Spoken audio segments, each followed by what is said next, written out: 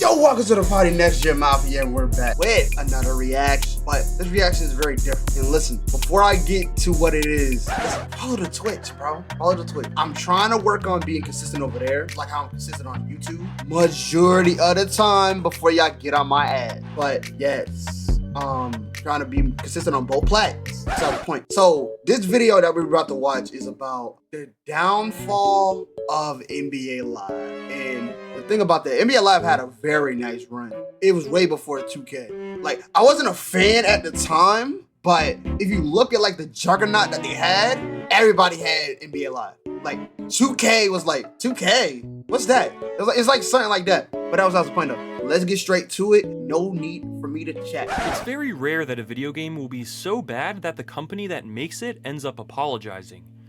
And yet, that's exactly what happened with NBA Live 14. In November of 2013, just after release, the game's executive producer Sean O'Brien came out and said the following. As you can imagine, this isn't exactly the NBA Live comeback story we were hoping for this year. We hear loud and clear that some of you are disappointed in various aspects of NBA Live 14, and I'm sorry if the game doesn't live up to your expectations. Okay, before you say anything, bro, I was literally thinking the other day about NBA Live. I was like, bro, I would love if they, listen, the last one they made was like NBA Live, was it 19 or 20? It was one of them. I think it was 19. The only thing that held the game back was the gameplay. How the gameplay was like a little smooth. People can like rim run. It was decent, but it could have been a whole lot better. And that was one thing that 2K figured that out. It was like automatic was on it. It's like really on it, like immediately. And I think it's gonna talk about it. Upon release, every major game review website and magazine heavily criticized the game. Even publications that usually don't go hard enough on sports games like IGN, who gave it a 4.3 out of 10. This was not what EA had hoped for. At the time, NBA Live was dead. After Live 10, they changed direction and tried to rebrand to NBA Elite, but Elite 11 never actually. Oh my god, Elite. NBA Elite was the most terrible game. And I don't know if I I gotta really play some of these NBA Live games to really see, like, was they really hitting on something or was they not? Released due to bugs and highly public. Hey guys, y'all must have not expected me to say anything, but listen, I'm just warning y'all that there's a few times where it was like lagging, and listen, I'm trying to warn y'all right now. So listen, we gonna act mature and let me slide, please. Listen, I didn't know at the time, so I couldn't fix it, alright? Publicized criticism over the controls. NBA Live 14 was the first live in 4 years. Meanwhile, EA's competition, NBA 2K, had released 2K14, a fantastic game. See, I told you. That's what 2K figured out. They figured out the formula. The formula said it by itself. That look at fully this. Took advantage of the jump to the PS4. NBA Live 14 felt like a PS3 game. But how did we get here? After Wang left 2K to join EA and helped make NBA Live 10 the best live in a long time, he went back to 2K, and EA subsequently imploded. NBA Elite 11 had an unnecessary name change, and also some weird controls for the time. While the game actually plays decently today, it was too ahead of its time. Skill-based shooting and using the left stick for a player's feet while the right controlled their arms just didn't feel right back in 2010. And combined with some infamous glitches in the demo, Elite 11 was... Oh my god, the God mode glitch. Oh my god. Canceled. No. I've covered that in numerous videos before. But what I haven't covered is what EA did next. According to a Kotaku article by Owen Good back in 2012, EA spent all of 2011 and 2012 going back through Elite 11 and even older NBA Live titles, trying to salvage what they had to turn it into a better game before 2K had fully taken over the NBA scene. Unluckily for EA, however, 2K had already just done that.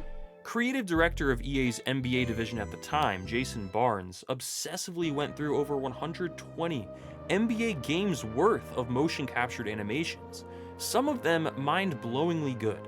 The trick was figuring out which animations to use in the game and to make them trigger when they should. The pieces were there, but they were scattered around. He spent a lot of time playing the unreleased NBA Elite 11 too. While it was obviously a flop, it had some highlights that could be used to make a really good NBA game eventually. I would agree, as I was able to play the unreleased Elite 11 in a video, and I thought it was a lot better than its reputation would have made you think. Giving up 2 years to really take time reworking NBA Live and releasing a good title was a good idea, It's too but late. not a great idea. If you're going to take off multiple years, you might as well just make a new game from scratch rather than trying to reuse assets from failed games. Those 2 years ended up turning into 3, as NBA Live 13 was announced and then cancelled. Just before cancellation, it was thought that the year spent building NBA Elite 11 was the thesis, the year tearing it down was the antithesis. NBA Live 13 will be the synthesis. There was no synthesis. What seemed like a sound decision at the time ended up being, as Kotaku put it, one of the most foolish decisions and reinforced failures that video game development has ever seen. EA wasn't trying to take down 2K with Live 14. They were simply trying to rebuild a foundation for the future. They wanted to get back in the market with a functional, playable NBA title. That was it, that was their goal, and somehow Live 14 completely failed at that. It flopped. NBA Live 14's biggest issue was that it didn't really look like basketball. Sure, players shot, dribbled, and passed, but the movements on the courts, the AI decision making, all the little things, they were off. GameSpot called the game a pale echo of the real thing, basketball in name only. Player movement was unnatural and creepy. Look at how they are moving down the court, and then look at NBA 2K14. Why even bother with Live? The animations were clumsy and defied physics, with arms bending in weird ways, and your teammates just don't really move around. They would just stand there, basically making every possession an ISO. It reminds me of the Steve Nash coached Nets, but that's not a good thing. And not every team has KD, Kyrie, and James Harden. When you combine ugly graphics with artificial looking animations and brain-dead AI, you get a terrible sports game.